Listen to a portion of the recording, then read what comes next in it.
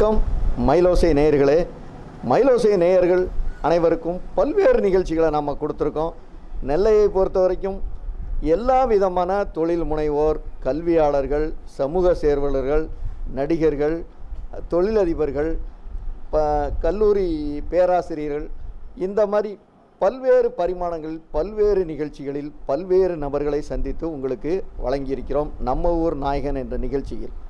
ஆம், இன்றும் நாம் ஒரு நம்ம ஊர் நாயகனை சந்திக்க இருக்கிறோம். அவர் இப்போ சொன்ன எல்லா விஷயத்திலையுமே இருப்பார். ஒரு சமுதாய சேவகராக அதிலும் இருப்பார், ஒரு தொழில் முனைவராக இருப்பார், ஒரு ஆன்மீகவாதியாக இருப்பார், ஒரு கல்வியாளராக இருப்பார், ஒரு அரசியல்வாதியாக இருப்பார், ஒரு முற்போக்கு சிந்தனை கொண்ட திருமணங்கள் முடித்து வைத்திருக்கிறார். எந்த விதமாக நிகழ்ச்சியாக இருந்தாலும், எந்த ஒரு இல்ல நிகழ்ச்சியாக இருந்தாலும், அரசியல் நிகழ்ச்சியாக இருக்கட்டும், போராட்டமாக இருக்கட்டும், கள போராட்டமாக இருக்கட்டும், எந்த விஷயத்திலும் இவரை பார்க்கலாம். அப்படி ஒரு நபர் நெல்லையிலே இருக்கிறார் என்பது நமது நெல்லை மண்ணுக்கு மிகப்பெரிய ஒரு வரப்பிரசாதம். வேறு யாரும் இல்லை, நமது நிஜாம் மாமா அவர்கள்தான். நிஜாம் மாமாவை பற்றி சொல்ல வேண்டும் என்றால் இதில் ஒரு வார்த்தை கூடுதலாக சொல்ல வேண்டும். நம்ம பத்திரிகை நண்பர்களை கூட பார்த்தால் என்றால் மாப்பிள வாடா என்று அன்போடு அழைப்பார். சிலர் கூட நினைப்பாங்க என்ன மாப்பிள வாடான்னு நினைப்பாங்கன்னு. அந்த வார்த்தையில் இருக்கிற ஒரு பாசம் எப்படி உள்ளது என்பது அவரிடம் பழகும்போது தான் தெரியும். அவரை பார்த்தவர்கள் சாப்பிடாமல் சென்றது கிடையாது. அவரிடம் பழகியவர்கள் கல்விக்காக பணம் பெறாமல் சென்றதில்லை. அப்படி ஒரு நபரை நாம் சந்தித்து அவர் இளவயது முதல் இன்று வரை என்னென்ன சாதனைகள் புரிந்திருக்கிறார் என்பது இந்த நிகழ்ச்சியின் மூலமாக உங்களுக்கு வழங்க இருக்கிறோம். வணக்கம் மாமா. மாமா, நீங்கள் எந்த ஊரில் பிறந்தீங்க? நான் பிறந்தது தென்களம் என்ற ஒரு சாதாரண சின்ன கிராமம். அந்த கிராமத்திலலாம் பிறந்தேன். அப்பா என்ன பண்ணாங்க? அப்பா வந்து contractor, highways contractor, government contractor. உங்கள் பள்ளி பருவம் பற்றி சொல்லுங்க மாமா. நான் எங்கள் கிராமத்தில் டிடிடிஏ உயர்நிலைப் பள்ளியில் படித்து கொண்டிருந்தேன். அப்போ எங்கள் கிராமத்தில் எங்கள் தாத்தா வந்து ஃபாரின் எக்ஸ்போர்ட் வியாபாரம், அகரியல வியாபாரத்தை எங்கள் தாத்தா செய்து கொண்டிருந்தார். எங்கள் அப்பா வந்து தொழில் பண்ணது அரசு ஒப்பந்தக்காரராக பணிபுரிந்து வந்தார் எங்கள் அப்பா. அதில் நான் இருக்கும்போது நான் பள்ளி பருவம் எங்கள் கிராமத்தில் உள்ள டிடிடிஏ ஸ்கூலில் முதலில் கல்வி படித்து கொண்டேன். உங்கள் கல்வி எதுவரை இருந்தது? நான் அதில் ஒரு 7ஆம் கிளாஸ் வரைக்கும் எங்கள் கிராமத்தில் படித்தேன். 7க்கு பிறகு 9th ஸ்டாண்டர்ட் வரையும் சங்கர் நகர் மேல்நிலைப் பள்ளியில் 9th ஸ்டாண்டர்ட் வரைக்கும் படித்தேன். அதுக்கப்புறம் நான் பள்ளிக்கு போகவில்லை. காரணம், எங்கள் அப்பாவிடம் ஒரு 200 பேர் டெய்லி வேலை செய்து கொண்டிருப்பார்கள். என்னை அவர்கள் பாசமாக முதலாளி என்று அழைத்ததால் அந்த ஆசையிலே அந்த வேலை பார்க்க இடத்திற்கு செல்லக்கூடிய ஒரு தொழில் பண்ண வேண்டும் என்ற ஒரு ஆசை வந்தது ஒழிய படிப்புக்கான ஒரு ஆசை வரவில்லை. நான் தொழில் பண்ணணுங்க ஆசையில் அப்பா கூடவே அதை சென்று விட்டேன். உங்களது திருமண வாழ்க்கை பற்றி? நான் ஒரு சிறு வயதிலே நான் எல்லோரிடமும் அதிகமாக பழகுவேன். அப்பொழுதே எங்கள் வீட்டில் கார், பைக்கு, ஜீப்பு சிறு வயதிலே எங்கள் வீட்டில் உண்டு. நான் புல்லட்டில் தான் அதிகமாக வருவேன். அப்பொழுது என்னை பார்ப்பவர்கள் எல்லாம் என்னிடம் பழகியவர்கள், தண்ணி அடிப்பவர்கள், தண்ணி அடித்து சின்ன சின்ன சேட்டை பண்ணுறவர்கள்லாம் எனக்கு அதிகமாக தெரியும். என்னையும் அவர்களோடு சேர்ந்து நிஜாம் மாமா தண்ணி அடி குடிப்பார் என்று நினைத்து கொண்டிருப்பார்கள். என் வாழ்நாள் இதுவரை தண்ணியோ சிகரெட்டோ இதுவரை நான் தொட்டு பார்த்ததும் இல்லை, குடித்ததும் இல்லை. எந்த தவறான பிஸ்னஸும் நான் பண்ணியதில்லை. இப்போதான் எனக்கு திருமணம் பண்ண வேண்டும் என்று எங்கள் வீட்டில் ஏற்பாடு செய்தார்கள். ஏற்பாடு செய்து பேட்டையில் எங்கள் ஒரு பொண்ணை பார்த்து திருமணம் செய்வதற்கு எல்லா ஏற்பாடும் செய்து விட்டார்கள். அப்பொழுது நான் ஒரு ஹோட்டலில் சாப்பிட்டு கொண்டிருக்கும்போது திருமண ஏற்பாடுகள் நடந்து கொண்டிருக்கிறது. நிச்சயதார்த்தம் என்பது கூட முடிந்து விட்டது. அப்பொழுது நிச்சயதார்த்தம் முடிந்தவுடன் ஒரு நாள் நான் ஹோட்டலில் சாப்பிட்டு கொண்டிருக்கும்போது என்னுடைய நண்பர்கள் எல்லோரும் கிளாஸில் தண்ணி அடித்து கொண்டிருந்தார்கள். நானும் அவர் பக்கத்தில் உட்கார்ந்து சாப்பிட்டு கொண்டிருந்தேன். தண்ணி அல்ல, அந்த சாப்பாடை சாப்பிட்டு கொண்டிருக்கும்போது என்னுடைய மைத்துனர் பெரியவர் வந்து அதை பார்த்து விட்டார். பார்த்ததால் அவர் வந்து இப்படி ஒரு குடிகாரனுக்கு பொண்ணு கொடுக்க மேலே அவங்க குடும்பத்தில் ஒரு பிரச்சனை வந்தது. அப்போ என்னை பற்றி விசாரிக்கும் போது, சரி நிச்சயதார்த்தம் பண்ணியாச்சு, கட்டி கொடுத்துருவோம் அப்படின்னு எனக்கு கல்யாணம் பண்ணி கொடுத்தார்கள்.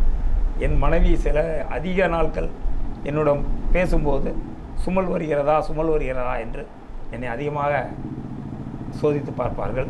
அதை அவள் அம்மா அவங்க வீட்டிலிருந்து கேட்பார்கள், இன்னும் புருஷன் நீங்கள் தண்ணி அடிச்சுட்டு வந்துட்டாரா அப்படின்னு கேட்பாங்க. இல்லை மறுபடி தான் அவங்களுக்கு தெரியும் நான் தண்ணி அடிக்க மாட்டேன், சிகரெட் அடிக்க மாட்டேன். அந்த பழக்கத்தில் அவர்கள் ஒரு சந்தோஷமான திருமணம் மிக பெரிய அளவில் சின்ன அந்த எனக்கு ஆரம்பகால கல்யாணம் என்பது என் நண்பர்களோடு அப்போவே 2000 பேர் வந்து என் வீட்டு கல்யாணத்தில் அந்த வருஷத்தில் ஒரு 2000 பேர் கலந்து அறுசுவை பிரியாணியோட என் திருமணம் நடைபெற்றது. உங்களது குழந்தைகள் பற்றி? எனக்கு 2 ஆண் குழந்தைகள், ஒரு பெண் ஒன்று உண்டு. பெரிய பையன் MBA படித்துவிட்டு ஒரு பேங்கில் 60,000 சம்பளத்தில் வேலை பார்த்தார் சென்னையில். அவருக்கு எனக்கு ஆசை தொழில் பண்ண வேண்டும் தான், எனக்கு படிக்க வேண்டும் ஆசை இருந்தாலும் படித்து விட்டு தொழில் பண்ண வேண்டும் என்ற ஆசை எனக்கு அதிகமாக உண்டு. என் பையன் 60,000 சம்பளம் வாங்கினாலும் அவரிடம் கூப்பிட்டு நம்ம வேலை பார்க்க வேண்டாப்பா, ஒரு பிஸ்னஸ் பண்ணி தரேன்னு சொல்லி பாரத் கேஸ் கம்பெனி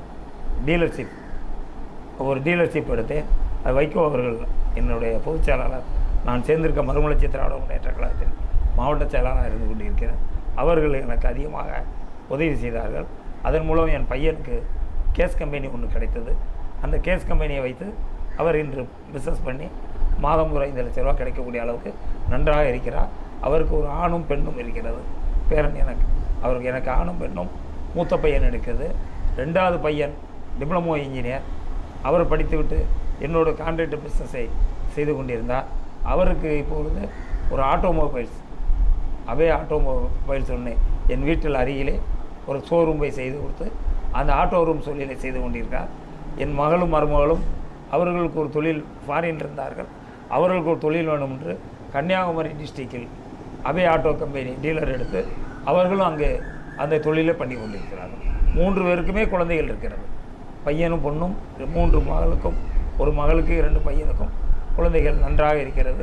எந்த நோய்வாய் இல்லாமல் எங்கள் குடும்பம் மிக சிறப்பாக இறைவன் ஆசீர்வாதத்தால் எந்த குறையும் இல்லாமல் இருந்து கொண்டு. தனது பள்ளி பருவம், இல்வாழ்க்கை, குழந்தைகளின் கல்வி, குழந்தைகளின் தொழில், இதை பற்றி நம்மளுக்கு பகிர்ந்திருந்தாலும் அவர்களை நாம் இன்று சந்திக்க வந்தது முக்கியமான காரணம். இந்த தொற்றுநோய் காலங்களில் இவர்கள் பணியாற்றிய விதம் ஆங்காங்கே எல்லோரும் நமக்கு தந்த தகவல். மாமா எல்லாத்துக்குமே சாப்பாடு போடுறாங்க. மருத்துவமனையில் இருக்கட்டும், மருத்துவர்கள், செவிலியர்கள், பாதிக்கப்பட்டவர்கள், நண்பர்கள் அனைவருக்கும் தினசரி உணவு.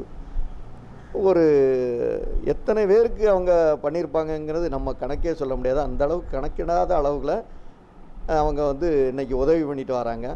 அதற்கு முன்னால் அவங்கள பற்றி வேறு சில கேள்விகள். இப்போ நீங்கள் அரசியல்னு சொன்னீங்க பேசும்போது, மறுமலர்ச்சி திராவிட முன்னேற்ற கழகத்தில் வந்து நீங்கள் மாவட்ட செயலாளராக இருக்கீங்க. உங்களுக்கு வைகோவுடனான ஒரு நட்பு எப்படி இருந்துச்சு? எங்கள் குடும்பம் காங்கிரஸ் பாரம்பரியமான குடும்பம். நாங்கள் காங்கிரஸ் குடும்பமாக இருந்தோம்.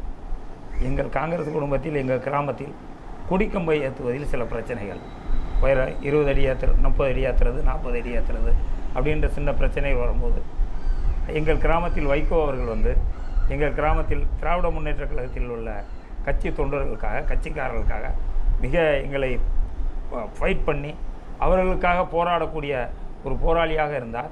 எங்களுக்கு அப்பொழுது பார்த்தால் சமூகவேல் எங்கள் மாவட்ட செயலாளர் காங்கிரஸில் இருந்தார். அவர் எப்பொழுது போய் கேட்டாலும் அமைதியான முறையில் எங்களுக்கு எந்த விதமான உதவியும் பார்த்துக்கலாம்னு சொல்லி விடுவார். எங்கள் கிராமத்தில் தாஸ் என்று ஒரு கோனார் சமுதாயத்தை சேர்ந்த ஒரு இசைக்கு தாஸ் என்பவர், மாமா நீங்கள் கண்டிப்பாக திமுகவுக்கு வந்துடணும்னு சொல்லி என்னை திமுகவுக்கு வைகோ பக்கம் என்னை இழுத்து சென்று விட்டார். பொதுவாக உங்களோட இல்ல நிகழ்ச்சியில் எல்லாத்திலுமே வைகோ அவர்கள் வந்திருக்காங்க. நான் வைகோவோட சேர்ந்த வைகோவுடைய அவருடைய போர் தூரங்கள், அவருடைய பேச்சு, அவருடைய நேர்மை, அவருடைய நாணயம் எல்லாம் எனக்கு பிடித்திருந்ததால் நான் அவரிடமே அதிக நாள் அப்படியே தொடர்ந்து அவரோட பயணித்து கொண்டிருக்கும்போது அப்பொழுது திமுக விட்டு வெளியேறக்கூடிய நான் அப்பொழுதே எலெக்ஷன் சீட்டு கேட்டேன். 82 எங்கள் ஆலங்குளம் தொகுதிக்கு எம்எல்ஏ சீட்டு கேட்டேன். அப்பொழுது எனக்கு கலைஞர் என்னை தட்டி கொடுத்து, ரொம்ப அழகாக சினிமாக்காரன் மாதிரி இருக்கிறாய், உனக்கு சீட்டு பார்த்துக்கொள்வோம் என்று கலைஞர் அப்போ போய் தட்டி கொடுத்து என்னை பேசுவார். அந்த நேரத்தில் எனக்கு வைகோ பிரிந்து வந்தவுடன் வைகோ மேல் உள்ள பற்று பாசமும் அவருடைய நடவடிக்கைகளும் அவருடைய செயலும் எனக்கு ஈர்த்ததால் அவர் பின்னாலே நான் வந்துவிட்டேன். இன்றும் நான் மறுமலர்ச்சி திராவிட முன்னேற்ற கழகத்தில் இருக்கிறதால் அவருடைய நேர்மையும் ஒழுக்கத்துக்காக தான் நானும் அதில் இருந்து கொண்டு அவர் செய்யும் பணியில் எங்களுடைய சிறு பணியையும் நான் மறுமலர்ச்சி திராவிட முன்னேற்ற கழகத்தில் செயல்பட்டு கொண்டிருக்கிறேன். உங்களுக்கு தேர்தலில் நின்ன அனுபவம் இருக்கா? முதலில் நான் மறுமலர்ச்சி திமுகவுக்கான தேர்தல் நிற்கணும் என்று எனக்கு எம்எல்ஏ ஆகணும் என்று நீண்ட நாள் ஒரு கனவு. சிறு வயதிலே நான் 82லே திமுகவில் சீட்டு கேட்டேன். அப்பொழுதே எனக்கு சீட்டு தரவில்லை. அப்பொழுது எனக்கு ஒரு வெறி இருந்தது. எம்எல்ஏ ஆக வேண்டும், ஜெயித்திட வேண்டும் என்று ஒரு ஆசை இருந்தது. அப்போது மறுமலர்ச்சி திமுகவில் நான் இருக்கும்போது சீட்டு கேட்டேன், எனக்கு தரப்படவில்லை. அப்போ தரப்படவில்லை என்று என்னோடு சேர்ந்த நண்பர்கள் எல்லோரும் என்னை கொண்டு சுயேட்சையாக நிப்பாட்டி விட்டார்கள். சுயேட்சையாக நான் நின்று நான் பார்க்கும்போது என் பின்னால் ஒரு 200 பேர் டெய்லி பிரச்சாரத்துக்கு என்னோடு வருவார்கள். நான் நின்று பிரச்சாரம் பண்ணும்போது பார்த்தா என் பின்னால் ஓடி வந்தவர்கள் 60 வயசுக்காரர்கள், இளைஞர்கள் 15லிருந்து 60 வயசு பெரியவர் வரை. நான் ஜீப்பில் கிராமமாக தெருவாக ஓட்டு கேட்கும்போது அவர்கள் என் பின்னாலே ஓடி வருவார்கள்.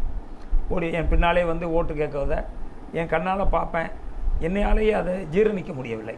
இரவு வந்து நான் 12-1 மணிக்கு வீட்டில் வந்து படுப்பேன். படுக்கும்போது நினைப்பேன், இவங்களுக்கு நம்ம என்ன நன்மை செய்ய முடியும்? இவங்க இவ்வளோ பேர் நம்ம பின்னால் வராங்களே, இவங்களுக்கு நம்மளால் என்ன செய்ய முடியும்? எதுக்கு நம்ம எலெக்ஷனில் நின்னோம்னு ஒரு வேதனையான ஒரு சம்பவம் எனக்கு நடந்தது.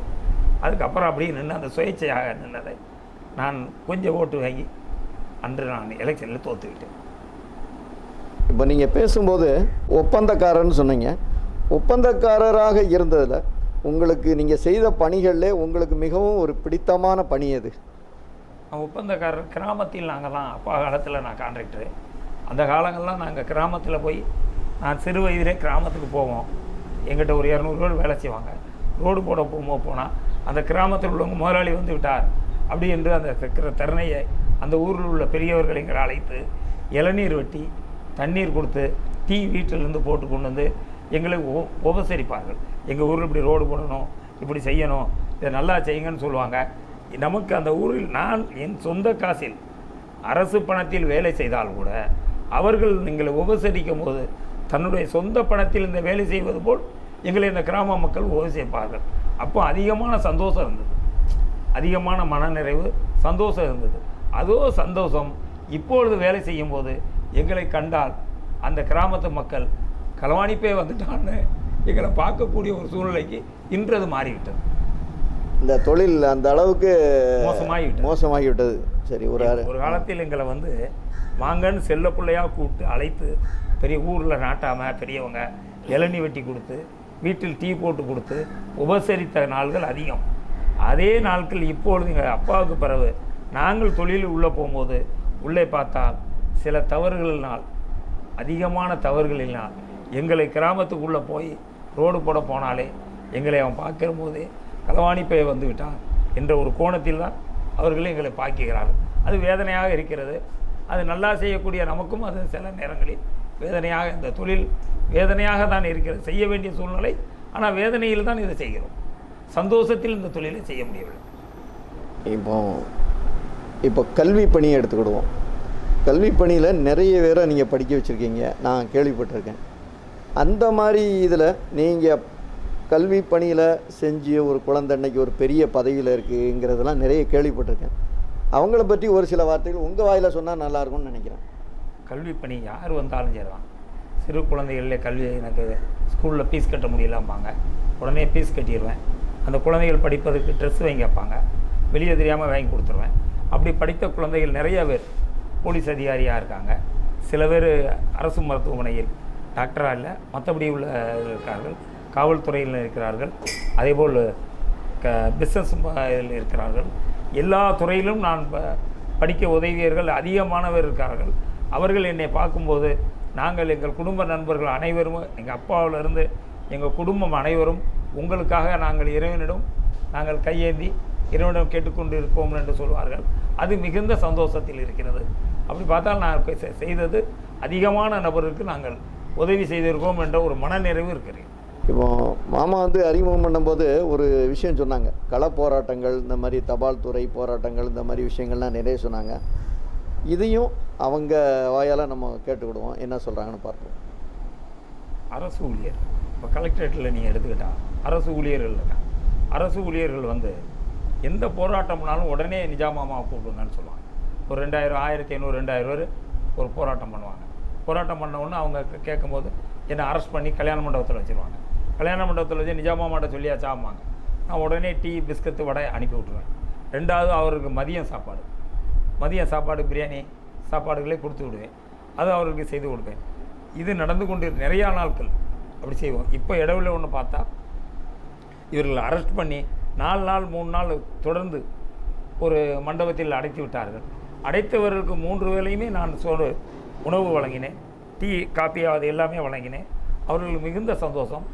அவர்கள் மட்டுமல்ல, அரசு ஊழியர்கள், கலெக்டரேட்டு, தாலுகா ஆஃபீஸு, அந்த மாதிரி எல்லா அரசு ஊழியர்களுக்கும் கொடுத்திருக்கிறேன்.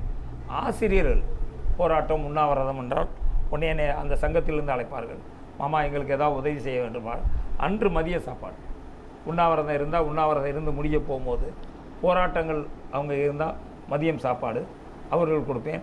தபால் ஊழியர்கள், அவங்க தமிழ்நாடு இல்லை இந்தியா லெவலில் அவங்களுக்கு வந்திருக்கும் போது, ஒரு கூட்டம் வந்திருக்கும் போது ஒரு நாள் சாப்பாடு, காலை சாப்பாடு, மதியம் சாப்பாடு, இரவு சாப்பாடு வேண்டும் என்று சொன்னார்கள்.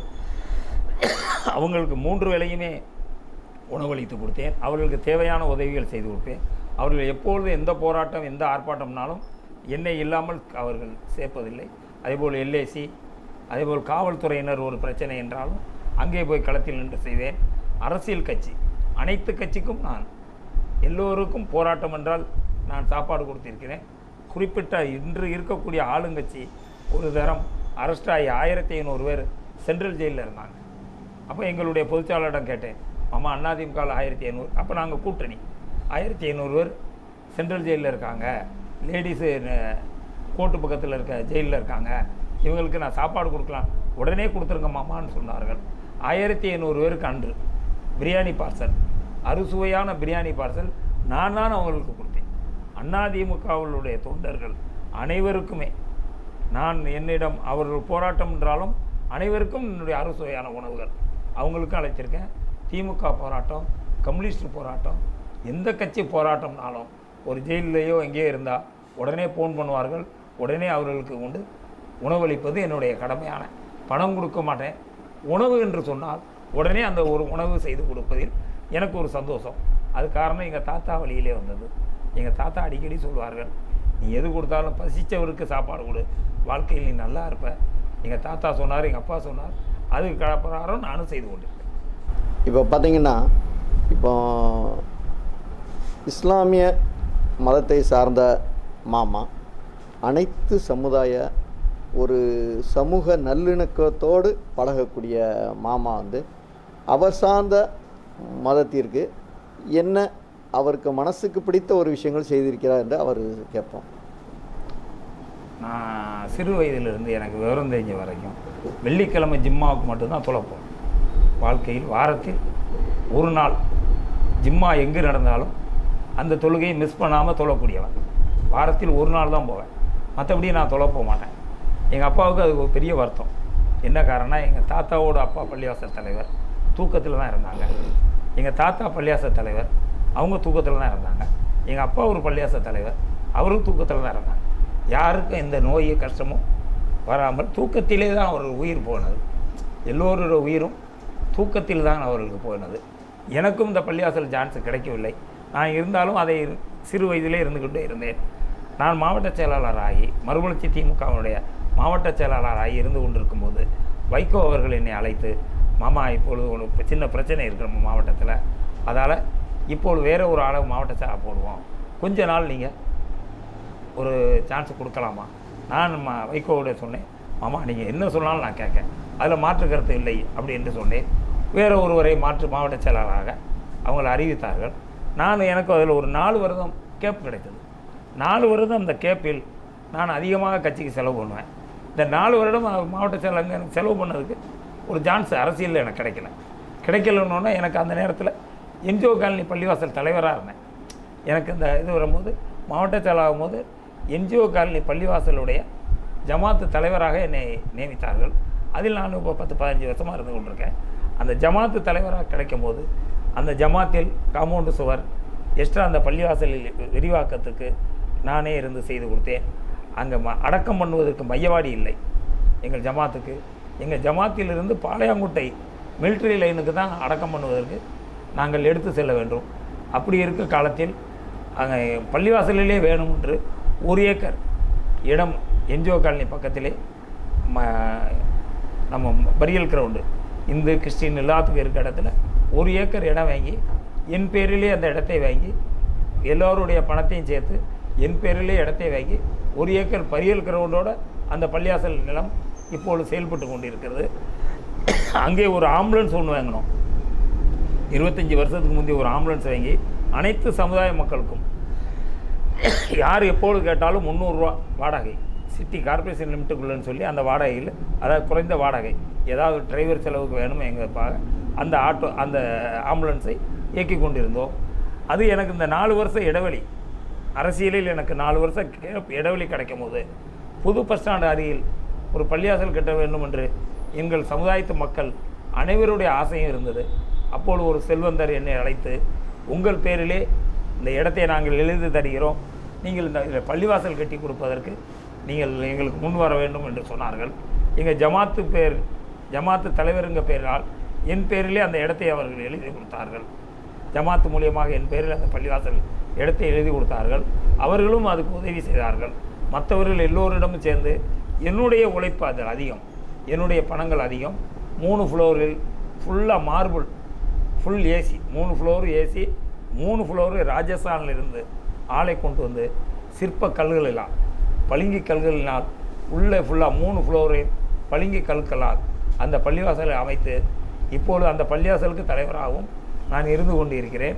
அந்த பள்ளிவாசலில் ஓப்பன் பண்ணும்போது அந்த ஹைடெக் ஆம்புலன்ஸ், எனக்கு இங்கேருந்து வரவங்க, வெளியூரில் வர்றவங்க இங்கே இறந்துட்டா அவங்கள கொண்டு போக முடியல, 20,000 கொடு 30,000 கொடுன்னு கேட்கும் போது மிக சங்கடமாக இருந்தது. அப்போ நம்ம என்னடா செய்யலான்னு என்று பார்த்தேன். நம்மளே ஒரு ஆம்புலன்ஸ் வாங்கி விடுவோமே என்று காஜாபீடி ஓனரிடம் போய் சென்றோம். அவரை முழு பணத்தை கொடுத்து ஒரு வண்டியை வாங்கி கொடுத்தார். அதுக்கு மேல் உள்ள 13 லட்ச ரூபா ஆல்டேஷன், வண்டியினுடைய மேல் அனைத்து ஆல்டேஷனும் அந்த ஆல்டேஷன் செய்து 23 லட்சம் ரூபாய்க்கு இப்பொழுது அந்த வண்டி வாங்கி மிக அருமையான முறையில் பொது சேவை செய்து கொண்டிருக்கிறோம்.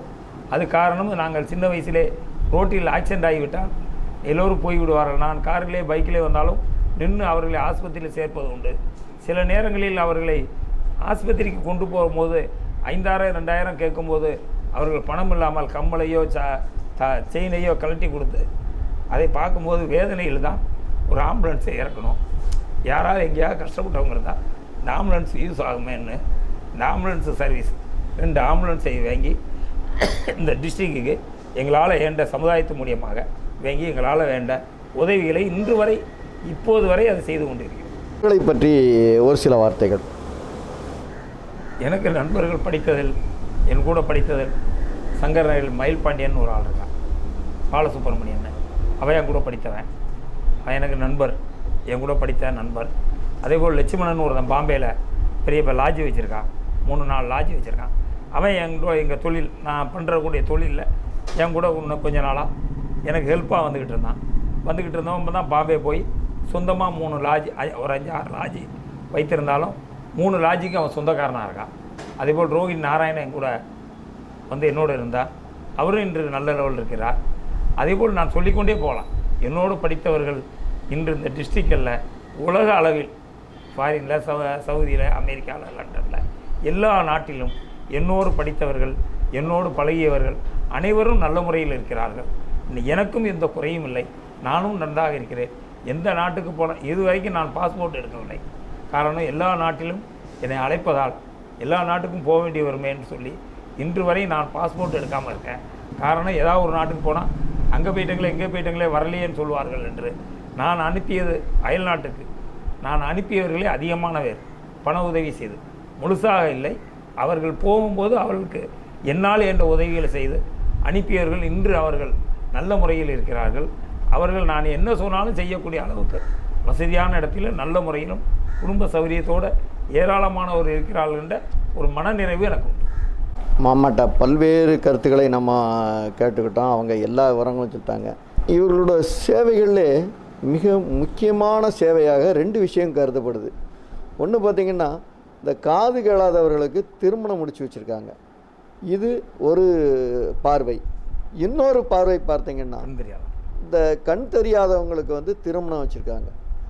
இதோட இன்னொரு பார்வை, மிக மேன்றான ஒரு பார்வை என்னன்னா, சமுதாயத்தில் உறவுகளும் நண்பர்களும் இல்லாமல் தனது இறுதி அத்தியாயத்தை நெருங்கி இறுதி அத்தியாயத்தை அடைந்தவர்களுக்கு அவர்கள் எல்லா விதமான மரியாதையும் செய்திருக்கிறார் என்பது ஒரு மிக சிறப்பம்சம்.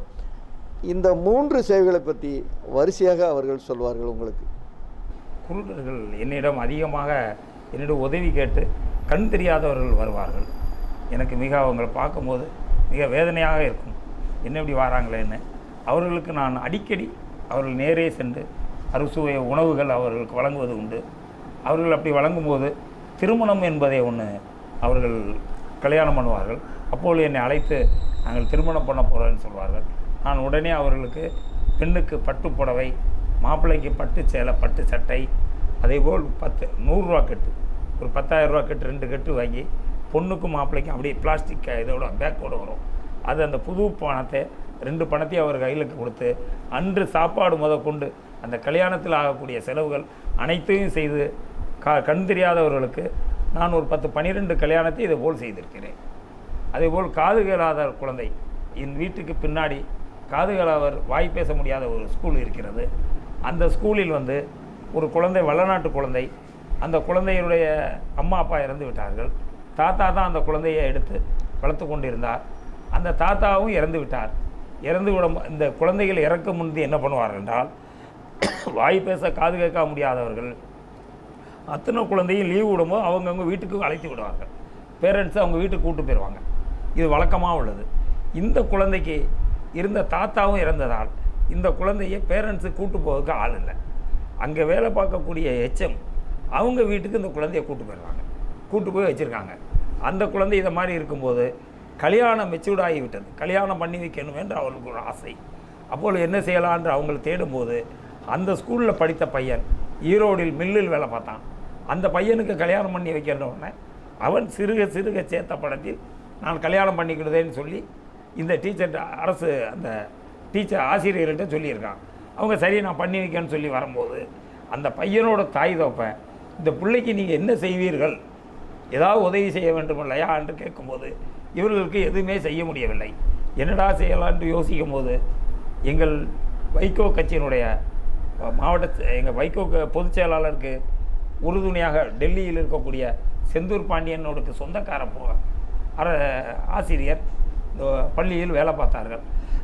அவர்கள் சொல்லியிருக்கார்கள், நம்ம எல்லோரும் நிஜாமாமாவை போய் பார்ப்போம், அவங்க ஏதாவது செய்வாங்களான்னு பார்ப்போம் அப்படின்னு சொன்னார்கள். அவங்க வீட்டு வாசலில் ஒரு 3/4 மணி நேரம் வெளியே நின்று கொண்டிருந்தார்கள். நான் யாரையோ பார்க்க வந்திருக்கார்கள் என்று நினைத்தேன். ரொம்ப நேரம் நின்று ஒன்று அவங்கள உள்ளே அழைத்து, நீங்கள் யாரை பார்க்க வேண்டும், ரொம்ப நேரம் நிற்கிறீர்கள், இல்லை உங்களை தான் பார்க்கணும், உள்ளே எப்படி வர்றதுன்னு யோசிச்சுக்கிட்டு நிற்கானே. ஐயோ நீங்கள் இவ்வளோ நேரம் நிற்கங்க, உள்ளே வாங்கன்னு உட்கார சொல்லி பேசும்போது இந்த சம்பவத்தெல்லாம் என்கிட்ட சொன்னாங்க. அப்போ நான் என்ன செய்ய வேண்டும் என்று கேட்டேன். அப்பொழுது தான் எனக்கு ஃபாரின்லேருந்து என் நண்பர் நகையை வீட்டுக்காக ஃபாரின் தங்க போட்ட காசு, நகை, காப்பு, மோதிரம் எல்லாம் அனுப்பிட்டு இருந்தாங்க. அப்போ பேசிக்கிட்டு இருக்கும்போதே நான் சொன்னேன், என் மனைவிட்ட அந்த நகை இருந்தது. அப்போ அவங்க சொல்லும்போது நான் சொன்னேன், அவங்கள கூப்பிட்டு வாய் பேச முடியாத காது கேட்க முடியாத ஒரு குழந்தை வந்துருக்கு, கல்யாணம் பண்ணியிருக்காங்க, நம்ம ஏதாவது தங்கம் கொடுக்குறோன்னே புதுசாக வந்த தங்கத்தை அப்படியே எடுத்து கொடுத்தாங்க. அவங்க 2 காப்பு 3 பவுன் 2.5 பவுனில் உள்ள காப்பை, இந்த காப்பு எங்களுக்கு அந்த குழந்தைக்கு போடுவோன்னு சொன்னாங்க. நான் சரின்னு போடும்போது அவங்க பிறகு ஒவ்வொருவர்களாக பேசி ஒவ்வொருவரும் ஒவ்வொரு நல்லது செய்தார்கள். கிண்டர் போட்டு சுதாகரை அழைத்து, மாமா இதை மாதிரி ஒரு பிரச்சனை இருக்க இந்த குழந்தைக்குன்னு அவர் அதை ஒரு செய்தியாக போட்டார். அந்த செய்தி மூலியமாக அந்த குழந்தைக்கு ஒரு அதிகமான பணம் வந்தது. பணம் வந்த உடனே ஒவ்வொருவரும் ஒவ்வொரு செலவாக செய்து, ஒருவர் நான் பிரியாணி போடுவேன்னே, இல்லை இந்த ஸ்டூடெண்ட்ஸ் புக் சென்டர் நான் தான் பிரியாணி போடுவேன், எனக்கு அந்த வாய்ப்பை கொடுங்கன்னாரு. ஒவ்வொருவரும் ஒவ்வொரு செலவை ஏற்றுக்கொண்டு அந்த குழந்தைக்கு ஒரு பெரிய வசதியான வீட்டில் எப்படி கல்யாணம் நடக்குமோ அதே போல் அந்த கல்யாணத்தை பண்ணி கொடுத்தோம். அந்த குழந்தை இன்று நன்றாக இருக்கிறது. இந்த கண் தெரியாதவர்கள் கல்யாணம் 10 கல்யாணமும் பார்க்கும்போது அவர்களுக்குள் லவ் மேரேஜும் நடக்கும், காதல் திருமணமும் நடக்கும். என்னிடம் சொல்வார்கள், நான் காதலித்து அந்த பொண்ணை கல்யாணம் பண்ண போகிறேன் என்று. எனக்கு மிக சந்தோஷமாகவும் இருக்கும், ஒரு வித்தியாசமாகவும் இருக்கும். அவர்களுக்கும் இந்த கல்யாணத்தை நிறையா செய்து கொடுத்திருக்கிறேன். அதேபோல் நான் அடிக்கடி இந்த காதுகளாத பள்ளியில் உணவளிக்க போவேன். நான் போகும்போது நான் மட்டும் போக மாட்டேன். ஏன்னா எனக்கு இந்த உணவு நான் கொடுக்கும்போது இந்த ஹிண்ட் ரிப்போர்ட்டரு ஜேடி செல்வராஜ்யமாக ஒன்று 2 ரிப்போர்ட்டர்களை கூப்பிட்டு உங்களால் ஏண்டதை எதாவது பண்ணுங்களாமே. அப்போ அவர் சொல்லுவார், நான் ஸ்வீட்டு கொண்டு வரேன், நான் பழம் கொண்டு வரேன் அப்படின்ட்டு சொல்லுவார்கள். நாங்கள் பிரியாணி வைக்கும்போது அவர்களும் பழங்கள் ஸ்வீட்டுகளை எல்லோருமே ரிப்போர்ட்டர்கள் எல்லாருமே அவங்கவுங்க தகுதிக்கு தக்கன ஒவ்வொரு செலவை செய்வோம். அந்த சாப்பாடு கொடுத்து முடிந்தவுடன் எங்களை அமர வைத்து அந்த குழந்தைகள் எங்களுக்கு உணவை பரிமாறுவார்கள். பரிமாறி விட்டு நாங்கள் வெளியே சொல்லும்போது அவங்கள் தேங்க்ஸ் சொல்வதை பார்த்தால் கண்ணிலிருந்து கண்ணீர் வந்துவிடும். அவர்கள் சொல்லக்கூடிய அந்த நன்றியை பார்க்கும்போது மிக ஒரு உருக்கமான அவங்களுடைய பேச்சு இருக்கும். அதெல்லாம் பார்க்கும்போது நம்ம நிறையா நல்லது செய்தோமே என்ற ஒரு மனநிறைவு எனக்கு அதிகமாக உண்டு. அது ஒரு பக்கம். அதேபோல் அனாதையாக நீங்கள் நிறைய இவர் இறந்து விட்டால் அனாதையாக இருப்பார்கள். அவர்களை அடக்கம் பண்ண முடியாமல் காவல்துறையினரே எனக்கு அதிகமாக சொல்லியிருக்கார்கள். நானே பணம் கொடுத்து ஆம்புலன்ஸ் அனுப்பி அவர்கள் அடக்கம் பண்ண சொல்லுவேன். அதேபோல் சில சமுதாயத்தில் உள்ளவர்கள் என்னிடம் வந்து ஒரு அடக்கம் பண்ண பணம் இல்லம்பார்கள். நான் அதிகமாக பணங்களை கொடுத்து அடக்கம் பண்ண செய்வேன். அதுபோல் நிறையா சொல்லிக்கொண்டே போகலாம். அதேபோல் ஒரு சிறு சம்பவம், ஒரே குடும்பத்தில் கந்துவட்டியின் காரணமாக பாளையங்கோட்டையில் 5 பேர் மொத்தமாக இறந்து விட்டார். அவங்க ஆசாரி சமுதாயத்தை சேர்ந்தவர்கள் 5 பேர் மொத்தமாக இறந்ததால் அவர்களுக்கு குடும்பத்தில் யாருமே இல்லை. என்னை கூப்பிட்டு சொன்னார்கள், 5 பேருக்கும் ட்ரெஸ்ஸு, அன்னைக்கு அவங்களுடைய குளிப்பாட்டக்கூடிய ட்ரெஸ்ஸு, அவங்களுக்கு தேவையான பணங்கள் எல்லாம் கொடுத்து. அன்று பார்த்தீங்கன்னா மழை, சரியான மழை பெய்து கொண்டிருந்தது. அப்போது அவர்களுடைய சொன்னேன், நாங்கள் எரிக்க போகிறோம் அப்படின்னு சொல்லிட்டாங்க. எரிக்கிறதுக்குள்ள அனைத்து பணங்களும் கொடுத்து அந்த அவங்க சட்டப்படி என்ன செய்ய வேண்டுமோ அதுக்கு செய்யறதுக்கு பணம் உதவி எல்லாம் செய்துவிட்டு நான் எரிக்க இடத்தில் என்னால் நிற்க முடியாது, அந்த சுமல் பிடிக்காது என்பதால் அவர்களை அனுப்பிவிட்டு நான் வீட்டுக்கு வந்துவிட்டேன். 5 பேரையும் அடக்கம் பண்ண சொல்லி வீட்டுக்கு வந்துவிட்டேன். அவர்கள் 1 மணி நேரம் கழித்து என்னை அழைத்து, நாங்கள் எரிக்க முடியாது, இவர் கஷ்டமாக இருக்கிறது, எங்களால் எரிக்கக்கூடிய மழை பெய்து கொண்டிருக்கிறது, என்ன செய்யலாம் என்று பார்த்து, இல்லை இவர்கள் அடக்கம் பண்ணிக்கிடுவோம், தோண்டுவதற்கு ஜேசிபி வேணும்னார்கள். உடனே ஜேசிபி அனுப்பி அதை தோண்டும் போது உள்ளே தண்ணீர் வந்து விட்டது. உடனே எங்களுடைய லாரியை கொண்டு போய் 2 லோடு டஸ்ட் அடித்து அதை தண்ணி வர விடாமல் பார்த்து 5 பேரையும் அதில் அடக்கம் பண்ணோம். அதில் உள்ள அனைத்து செலவுகளும் பண்ணேன்.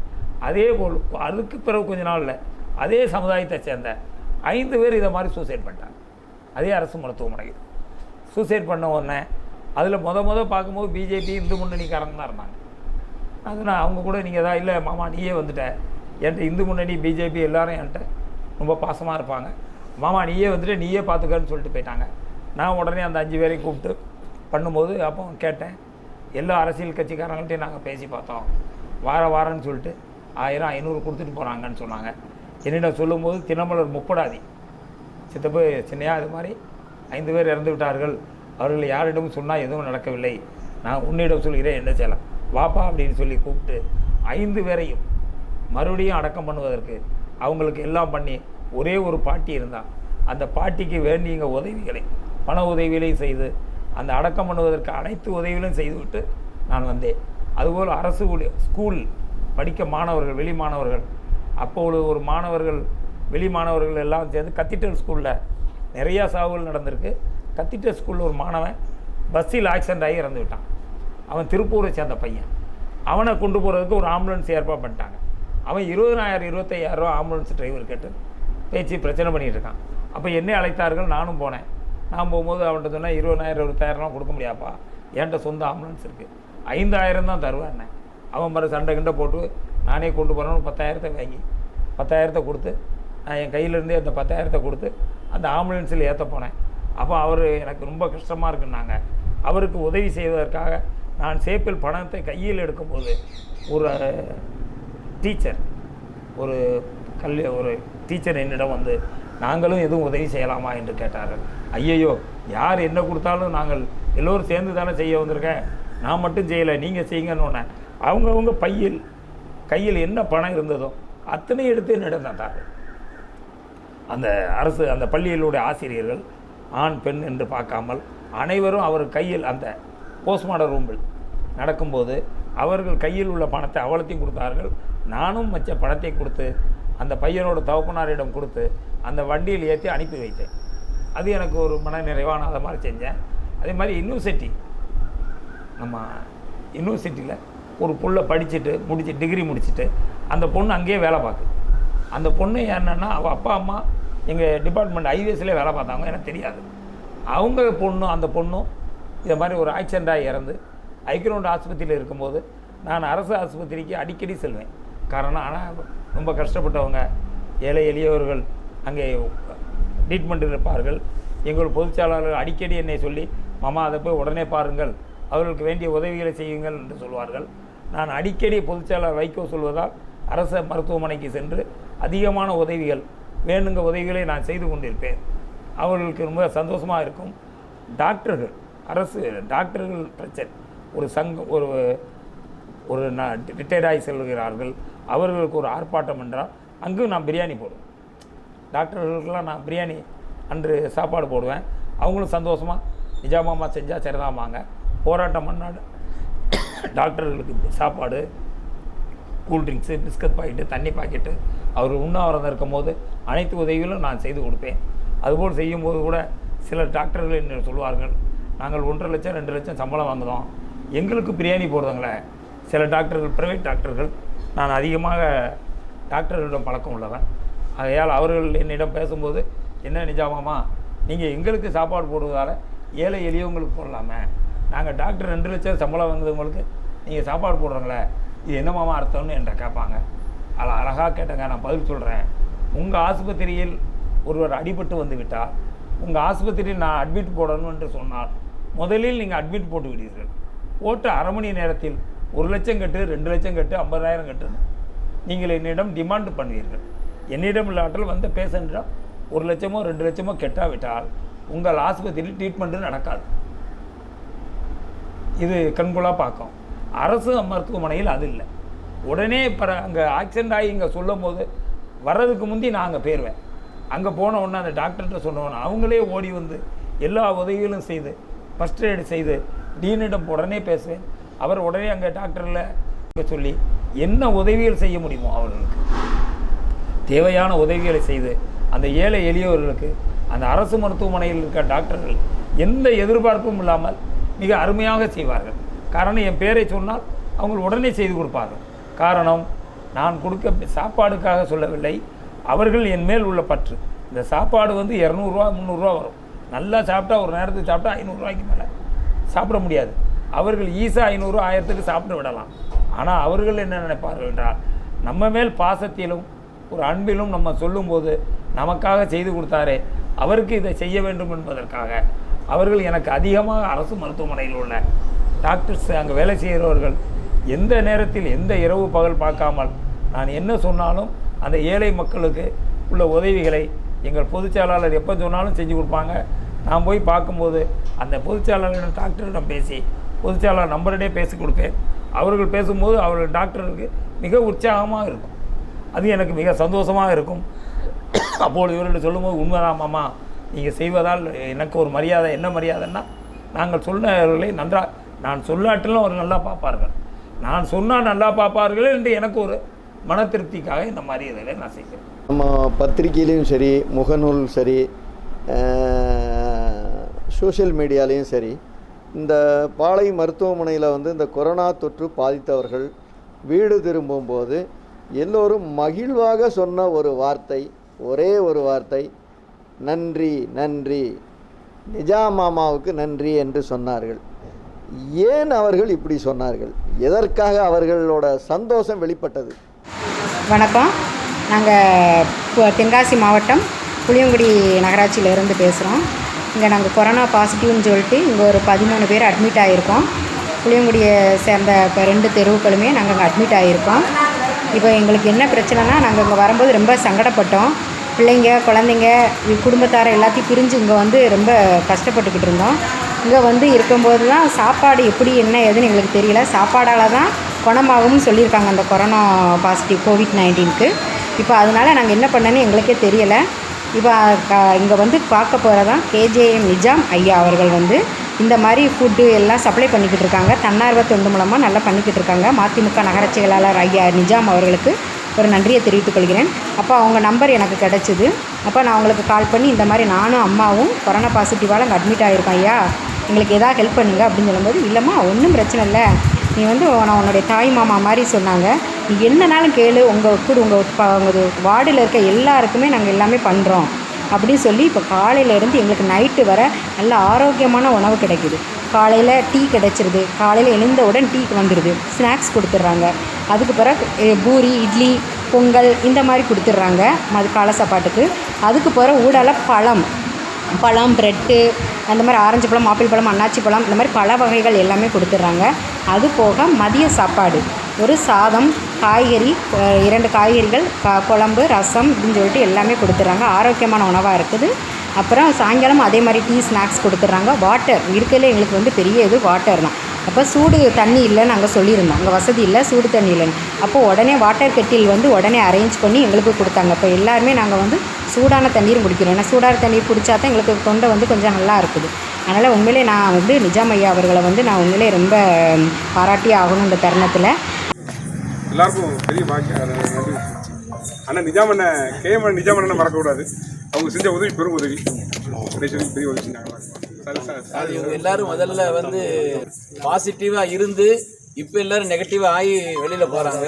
அதனால் மருத்துவர்கள், செவிலியர்கள், சுகாதாரத்துறை அதிகாரிகள் மற்றும் அது மாதிரி காவலர்கள் எல்லாருக்கும் அவங்களுக்கு உடற்பூர்வமாக நன்றியை வெளிப்படுத்திக்கிறாங்க. ரொம்ப நன்றி.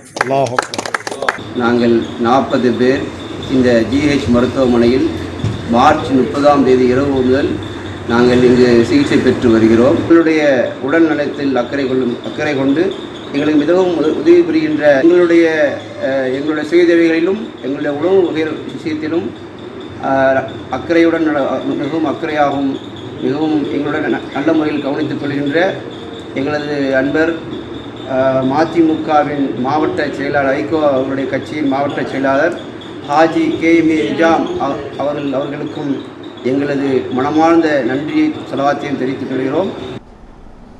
கொரோனா பேஷண்ட்டுக்கு வந்து அவங்க உள்ளே போகும்போது அந்த ஜமாத்து, அந்த இஸ்திமாங்க ஜமாத் இருக்கு இல்லையா, தப்லீக் ஜமாத், அதில் எனக்கு கொஞ்சம் சின்ன வயசில் ஈடுபாடு. அவர்களுடைய தியாகத்தை பார்த்தா ஒரு பயங்கரமான தியாகம். அவங்கள மாதிரி நம்ம தியாகம் பண்ணி அவங்களுடைய சமுதாயத்துக்குன்னு இல்லை, அவங்களுடைய தியாகம் வந்து உலக மக்களுக்கு, எல்லா சமுதாய மக்களுக்காகவும் அவங்க துவா கேட்குறது, அவங்களுடைய செயல்பாடுகள். இப்போது ஒரு பள்ளிவாசல் வந்து 5 பேர் 10 பேர் வந்து தங்கி அவங்க யாரையும் மதமாற்றத்துக்கோ எதுக்குமோ செல்ல மாட்டார்கள். நம்மளை தொழப்போகிறவர்களை கூப்பிட்டு 5 தரம் நீங்கள் தொழ வேண்டும், அல்லாஹ்வுக்கு பயப்பட வேண்டும், நீங்கள் செய்யும் தொழில் இறைவனுக்கு பயந்து செய்ய வேண்டும் என்று இதைத்தான் நம்மளிடம் போதிப்பார்கள் ஒழிய வேறு தவறான போதனையை எதுவும் செய்ய மாட்டார்கள். அதேபோல் நாம் அவர்களுக்கு ஏதாவது உணவு வழங்குவீர்கள் என்று சொன்னால் இல்லை வேண்டாம் வேண்டாம்னு சொல்லுவார்கள். மல்லு கட்டி அவர்களுக்கு ஒரு நேர உணவு வழங்கலாம். காரணம், அவர்களே சிறுக சேர்த்து அந்த பணத்தில் வந்து தான் அவர்கள் தங்கி அந்த இபாதத்தை செய்து 3 நாட்கள், 1 வாரம், 40 நாள், 60 நாள், 6 மாதம், 3 மாதம், வருடம் என்று அவர்கள் செல்வார்கள். செல்லும்போது அவர்கள் சொந்த பணத்தில் தான் செல்வார்கள் ஒழிய இன்னொருவர் உணவளித்தால் கூட வாங்கி கொள்ள மாட்டார்கள். அவர்கள் வந்து பெரிய ஒரு தியாகம் என்றால் இரவு பகல் பார்க்காமல், இப்பொழுது நீங்கள் கொரோனா பேஷண்ட்டுக்கு நான் உதவி செய்து கொண்டிருக்கும்போது கேட்ட அறுசுவையான உணவு, கேட்டது கேட்காதது, எனக்கு நான் என்ன சாப்பிடணும் அதெல்லாம் அவங்களுக்குள்ளே அனுப்பும்போது அவங்க மன மகிழ்ச்சியாக இருந்து எனக்கு என்ன அதில் ஒரு பெரிய சந்தோஷம்னா, இந்த மாவட்டத்தில் இந்த கொரோனா பேஷண்ட்டுன்னு வந்து பாதிச்சதுன்னா ஒரு ஆயிரக்கணக்கான பேர் மதம் ஜாதி பார்க்காம பாதிச்சிடும். அப்படி பாதிக்கும்போது அதில் ஒரு இழப்பு வந்துவிட்டால் அது மனசை தாங்க முடியாதே என்று மனவேதனையில் தான் அதை நான் அங்கே போய் செய்ய போனேன். அப்போ எங்கள் பொதுச் செயலாளர் அவர்களும் என்னை அழைத்து, மாமா இதை மாதிரி இங்கே இருக்குது, உங்கள் உடம்பையும் நீங்கள் பார்த்துக்கங்க, இதை பார்த்துக்கிட்டு நீங்கள் அவங்களுக்கு தேவையான உதவிகளை செய்யுங்கன்னு சொன்னாங்க. அந்த கொரோனா பேஷண்ட்டுக்கு நான் செய்த உதவி வந்து அவர்களுக்கு வந்து மனசு வந்து சந்தோஷத்திலும் அந்த நோய் குணமாக வேண்டும் என்ற ஒரு நல்லெண்ணத்திலும் செய்தேன். அது அவருக்கு குணமானது. அதை விட பெரிய ஒரு நன்மை என்னவென்றால், இந்த நோய் மற்றவர்களுக்கு பரவாமல் இருந்தது.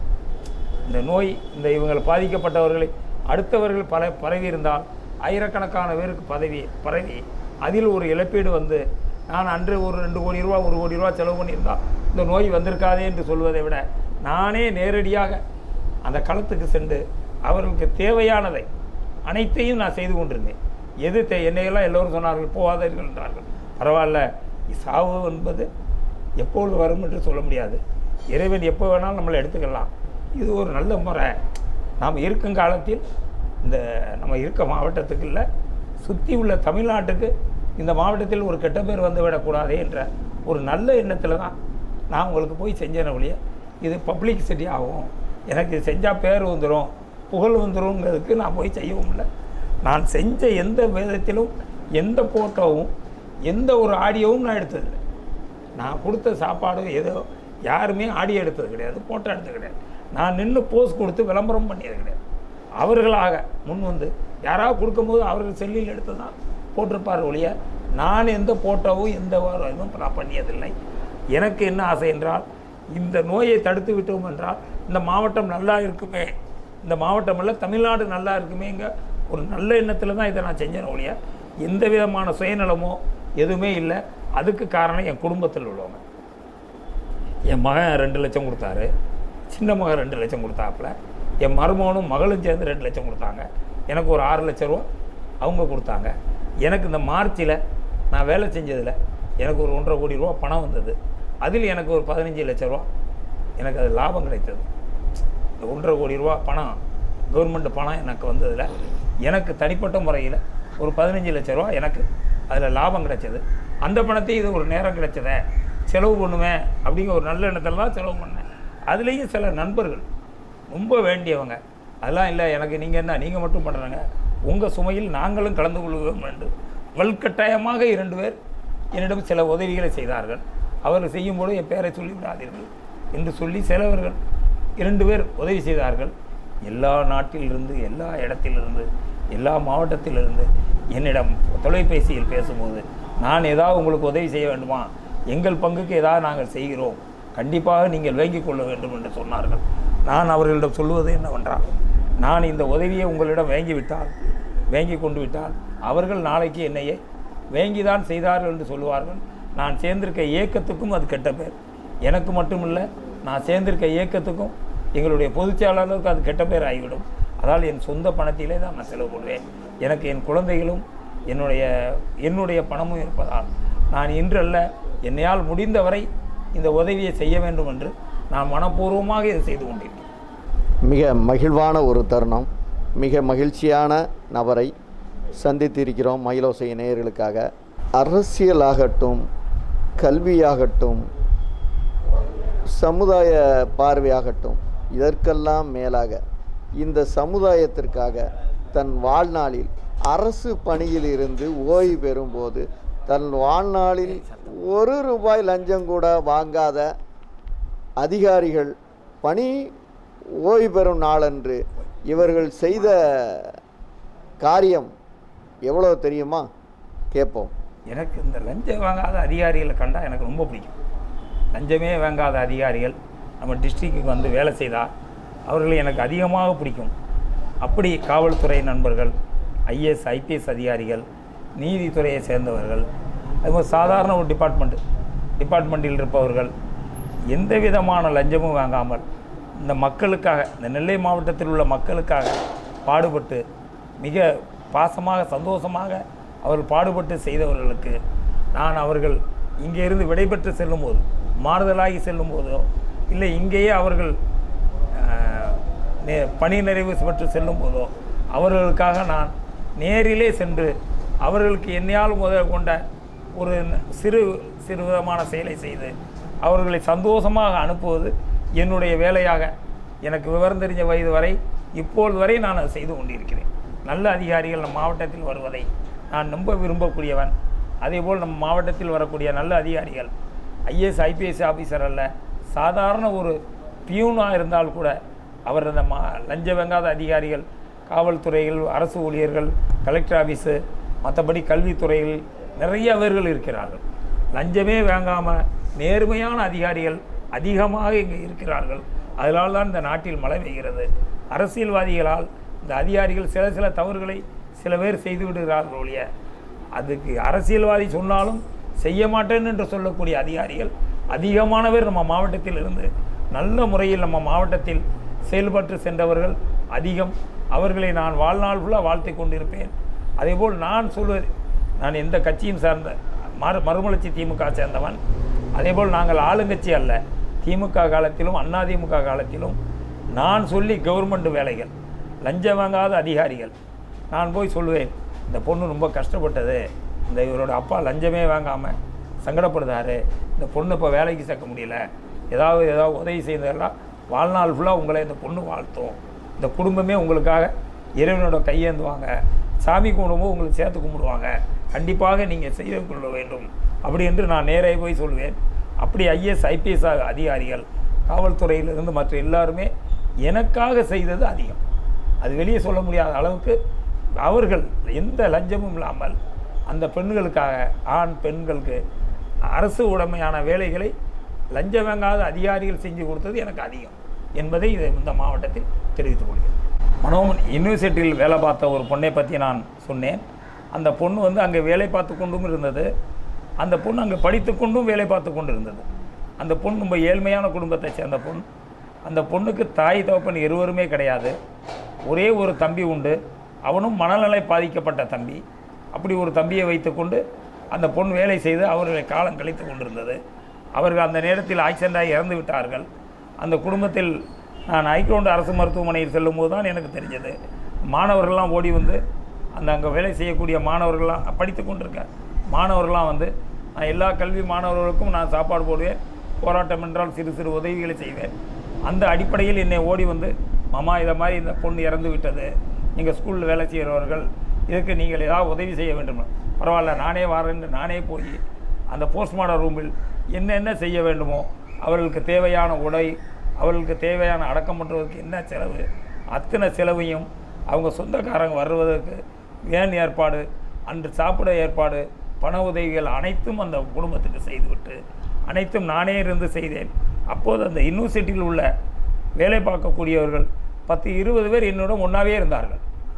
அந்த 20 பேர் ஒன்றாவே இருந்தாங்க. நான் செய்வதை பார்த்து கொண்டே இருந்தார்கள்.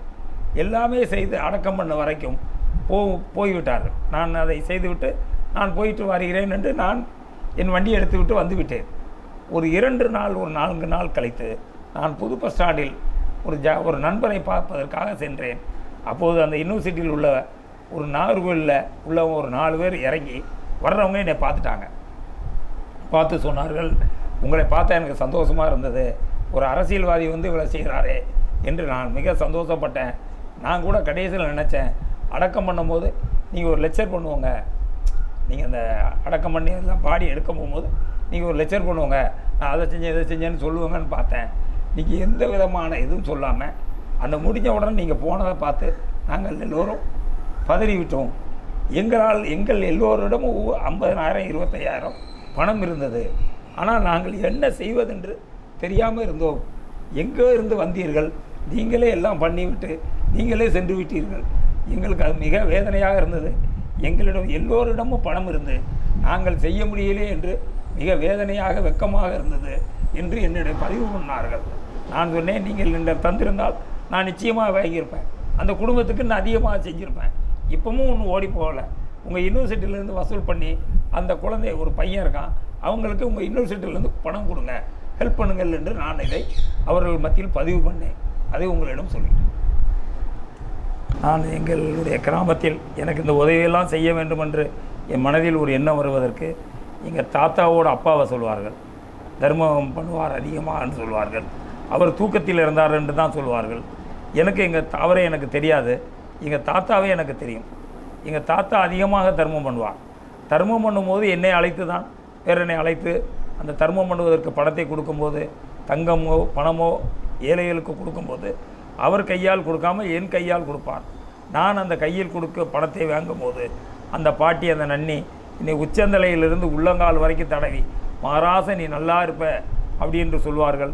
அதனால் தான் எங்கள் குடும்ப பாரம்பரியம் மூலியமாக எனக்கு இந்த உதவிகள் செய்ய வேண்டும் என்று மனசுக்குள்ளே எனக்கு ஒரு எண்ணம் தோண்டிக்கொண்டே இருந்தது. எங்கள் தாத்தாவும் ஒரு பள்ளிவாசல் தலைவர். அவர் இறக்கும்போதும் தூக்கத்தில் தான் இருந்தார். தாத்தாவோட அப்பாவும் தூக்கத்தில் தான் இருந்தார்.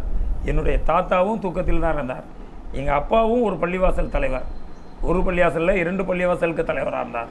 தாளையத்தில் பஜார் பள்ளிவாசலுக்கும் தென்கலம் என்ற எங்கள் கிராமத்து பள்ளிவாசல் 2 பள்ளிவாசலுக்கு எங்கள் அப்பா தலைவராக இருந்தார்.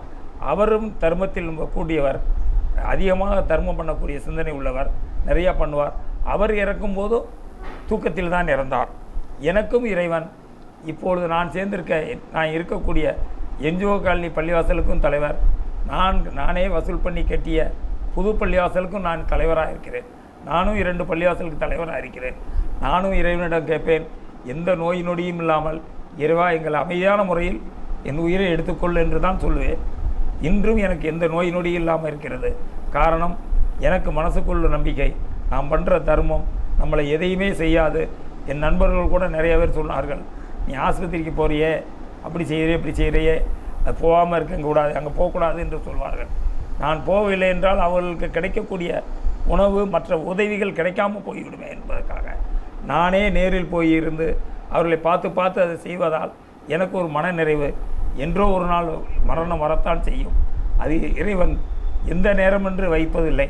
இறைவன் நமக்கு கொடுத்த காலங்கள் அதிகமாக கொடுத்தால் அதை நிறையாக நன்மை செய்ய முடியும். அதனால் இறைவனிடம் என்னுடைய உயிர் இருக்கிறத ஒழிய நாங்கள் முடிஞ்ச வரைக்கும் நன்மை செய்யணும் என்று நினைக்கக்கூடியவர்.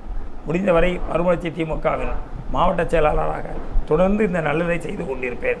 அதுபோல் என்னிடம் பேட்டி காண வந்திருக்கக்கூடிய மயூரி டிவியுடைய ஓனர், அதனுடைய நிர்வாகிகள், அந்த டிவியினுடைய வாசகர்கள், பார்க்கக்கூடியவர்கள் என்னை அழகான முறையில் மாமா என்று அவர் அழைப்பார்.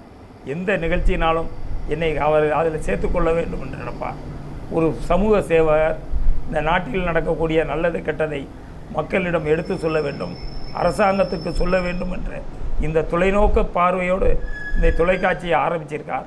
அவரும் இந்த தொலைக்காட்சி மேலும் மேலும் வளர்ந்து தமிழ்நாட்டுக்கு மட்டுமல்ல, இந்தியாவுக்கு மட்டுமல்ல, இந்த தொலைக்காட்சி உலக அளவுக்கு போய் அவருடைய குடும்பமும் செழிப்பாக எங்களை போன்ற நல்லவர்களை இந்த நாட்டு மக்களுக்கு அறிமுகப்படுத்தி வைக்கக்கூடிய இந்த தொலைக்காட்சிக்கு வாழ்நாள் ஃபுல்லாக நானும் நன்றி கடனாக இருப்பேன். நீங்களும் இறைவனிடம் நான் பிரார்த்திக்கும் போது இந்த டிவியுடைய நிறுவனத்திற்கு இங்கே வேலை செய்யக்கூடிய அனைவர்களுக்கும் என் சார்பாக நன்றியை தெரிவித்துக் கொள்கிறேன். பார்த்தீங்களா நேயர்களே, நாம் ஆரம்பத்தில் சொல்ல மாதிரி அவர்களது கல்வி பணியிலிருந்து, அவர்களது தொழிலிருந்து, சமுதாய பணியிலிருந்து பார்த்திங்கன்னா எல்லா விஷயத்துலையும் அவங்க தொடாத விஷயங்களே கிடையாது. அனைத்து துறைகளும் இவர் சாதனை புரிந்திருக்கிறார். அப்படி ஒரு நல்ல மனிதரை நாம் இன்று உங்களுக்கு பேட்டி எடுத்து அவர்களுடைய சிறப்பு பற்றி நம்ம ஊர் நாயகன் நிகழ்ச்சியில் வழங்கியதை மிக பெருமைப்படுகிறோம். இவர்கள் பேசும்போது நாம் ஒன்று கவனித்தோம், எந்த காரியம் செய்தாலும் தன்னுடன் நண்பர்கள் செய்த உதவிகளை நன்றியோடு நினைவு கூர்ந்து அவர்களுக்கும் இந்த புண்ணியம் கிடைக்க வேண்டும் என்று ஒரு ஆசிரியையாக இருக்கட்டும், ஒரு கண் பார்வையற்ற குழந்தைக்கு திருமண நிகழ்வாக இருக்கட்டும், எல்லோரும் அவருடன் இணைந்து பணியாற்றுகிறேன். தன்னோடு வாழ்நாளில் ஒரு ரயில் தண்டவாளத்தை போது அவர்களை இணைத்து கொண்டு சென்றிருக்கிறார்கள். அவர்கள் மேலும் பல்வேறு சாதனைகள் புரிய மயிலோசை சார்பில் உங்களை வாழ்த்துகிறோம், வணங்குகிறோம். நன்றி. வீடியோவுக்கு கீழே ரெட் கலரில் சப்ஸ்கிரைப் அப்படின்னு ஒரு பட்டன் இருக்கும். அதை இப்போவே கிளிக் பண்ணிவிட்டு பக்கத்துலேயே ஒரு பெல் பட்டன் ஒன்று வரும். அந்த பெல் பட்டனும் அழுத்தி வச்சுருங்கன்னா நம்ம சேனலில் போகிற வீடியோக்குள்ளே தொடர்ந்து பார்க்கலாம். நம்ம சேனலில் ஆல்ரெடி நிறைய யூஸ்ஃபுல்லான வீடியோ போட்டிருக்கோம். அதை பார்க்கணுன்னு நினைக்கிறவங்க அந்த சேனல் பேரை கிளிக் பண்ணி உள்ளே போனீங்கன்னா நம்ம போட்டிருக்க வீடியோவெல்லாம் இருக்கும், பாருங்கள்.